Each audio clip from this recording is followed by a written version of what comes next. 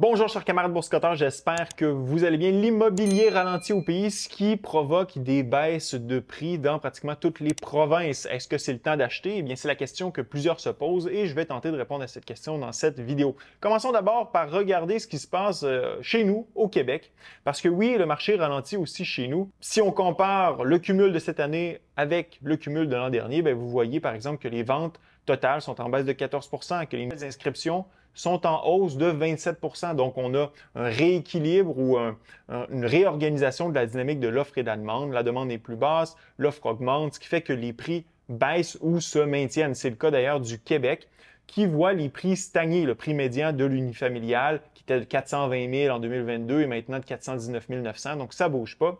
Du côté des condos, une baisse de 3 % à 360 000 et du côté des plex, 2 à 5 logements, une hausse de seulement 1 % à 525 000. Donc on est loin de la frénésie qu'on a connue en 2021-2022 et ça se répercute à travers le pays parce que si on regarde par exemple les chiffres du plus grand marché immobilier au pays, qui est celui de Toronto, bien, les prix ont baissé fortement dans ce cas-là.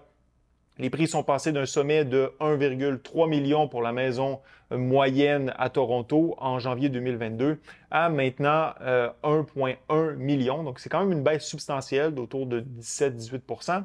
Au niveau national, donc la maison moyenne canadienne se vendait 855 000 $ en janvier 2022. Elle se vend maintenant 731 000 $, baisse de 15 %. Et à Montréal, donc tantôt j'expliquais justement qu'au Québec, ça ralentit, mais ça ralentit moins qu'ailleurs au Canada. Bien, vous le voyez ici, Montréal, prix maximal moyen de 549 000 en janvier 2022. Il se trouve aujourd'hui à 516 000, donc baisse de seulement 5 à 6 %. Marché de Montréal qui est beaucoup plus résilient.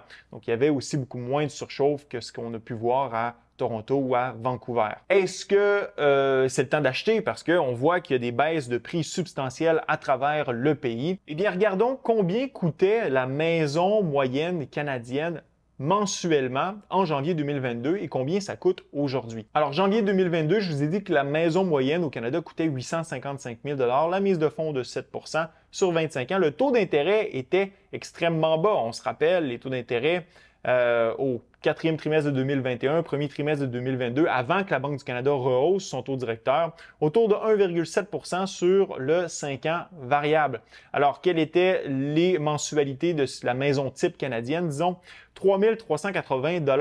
Alors là, c'était au sommet de la frénésie des prix de l'immobilier au pays. Alors maintenant, combien coûte la maison moyenne canadienne? Elle coûte 731 000 $, mise de fonds de 6,5 % sur 25 ans. Le taux d'intérêt a monté fortement, autour de 7 % si vous voulez avoir un terme 5 ans variable présentement. Alors, quelles sont les mensualités de la maison moyenne canadienne aujourd'hui? Les mensualités sont de 4 975 $.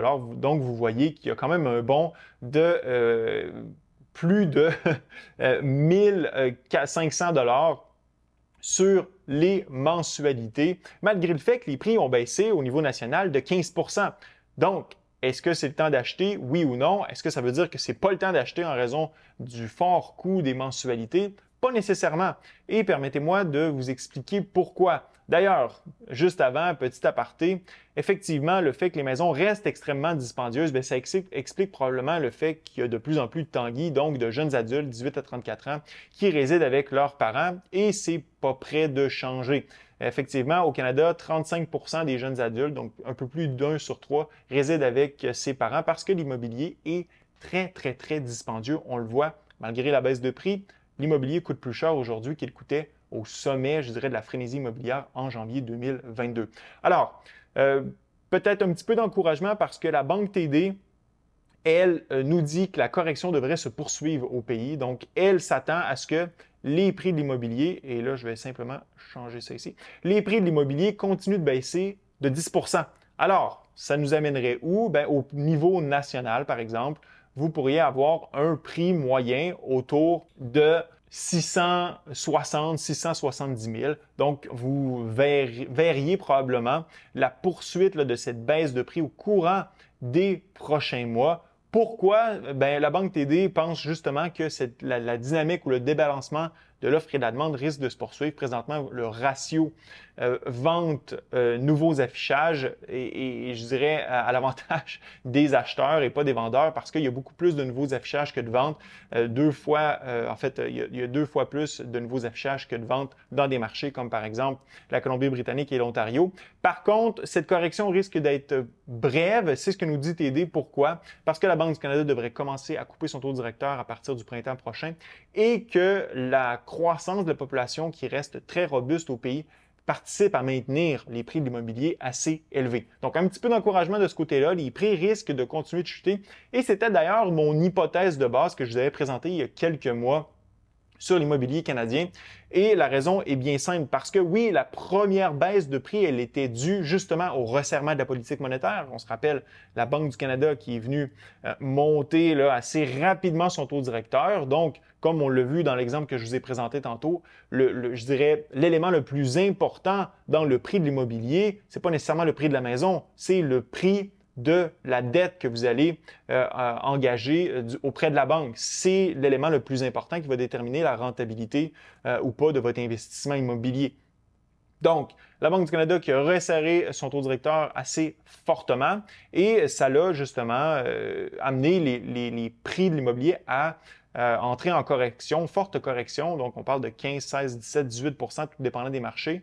Correction moindre du côté du Québec, là, on parlait d'un 6-7 mais quand même, forte correction. Les prix se sont redressés quelque peu lorsque la Banque du Canada a flirté avec un arrêt des hausses de taux directeurs. On se rappelle, à partir de début 2023, mais lorsque la Banque s'est remise à resserrer sa politique monétaire en janvier de cette année, pas en janvier, pardon, en juin de cette année, eh bien, vous avez vu les prix là, repiquer du nez. Et donc là, ça devrait se poursuivre parce que la Banque du Canada, oui, risque de couper son taux directeur, mais c'est pas demain matin parce que les données fondamentales de l'inflation restent assez élevées. Maintenant, ma théorie, le premier mouvement à la baisse sur les prix, c'était dû justement au resserrement de la politique monétaire.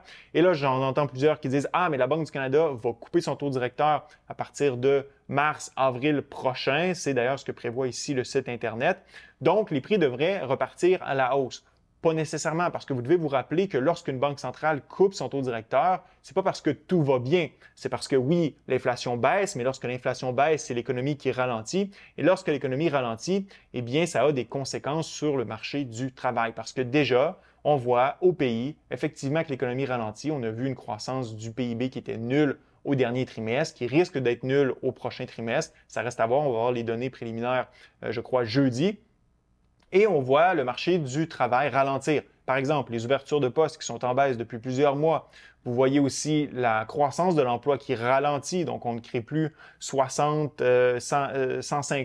000 emplois par mois. Donc, c'est diminué de façon importante. Et vous voyez le taux de chômage qui commence à grimper tranquillement au pays. Donc, évidemment, lorsque les gens ont une incertitude au niveau de leur emploi, c'est pas là qu'ils vont se lancer à s'embarquer dans des paiements pour acheter une nouvelle maison. Donc, ça risque de calmer le marché. Mais effectivement, à mesure que la Banque du Canada va répondre à ce ralentissement économique et qu'elle va couper son taux directeur, mais ça risque de soulever le marché immobilier éventuellement. Donc, est-ce que c'est le temps d'acheter? Eh bien, ça dépend de votre situation personnelle. Si, bien évidemment, vous êtes en mesure de supporter des paiements aussi élevés que ceux que je vous ai présentés en début de vidéo, eh bien, peut-être que oui, vous allez pouvoir profiter justement de ces coupes de taux directeurs qui sont à venir au courant des prochains mois. Vous allez voir votre paiement mensuel baisser et potentiellement peut-être la valeur de votre actif immobilier s'apprécier à mesure que la demande revient sur le marché. C'est pas demain la veille, c'est une stratégie qui est probablement à moyen terme, qui est risquée aussi parce que tout dépend de la trajectoire que prendra le taux directeur. Mais tout dépendant de votre cas, si vous êtes en mesure de vous permettre ce genre de paiement-là, parce que l'immobilier, on l'a vu, reste assez dispendieux au pays, eh bien peut-être que oui, ça commence à être intéressant d'acheter de l'immobilier parce que je dirais aussi que l'avantage maintenant est aux acheteurs. Le marché est très, très, très ralenti. Le bassin d'acheteurs potentiels est très réduit. Donc, vous avez un pouvoir de négociation que vous n'aviez pas il y a quelques mois. Maintenant, ce que je veux savoir dans la zone commentaire, c'est si vous comptez acheter de l'immobilier en 2024. Ce fut un plaisir d'être avec vous. À la prochaine.